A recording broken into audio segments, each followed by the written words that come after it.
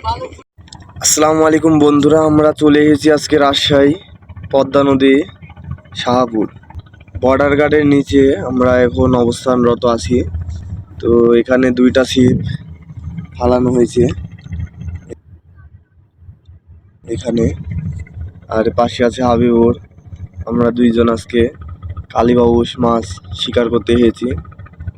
আসা প্রায় 1 ঘন্টা হয়ে গেল, এখনো কোনো মাছের খাওয়া বা লড়া আমরা এখনো দেখতে পাইনি।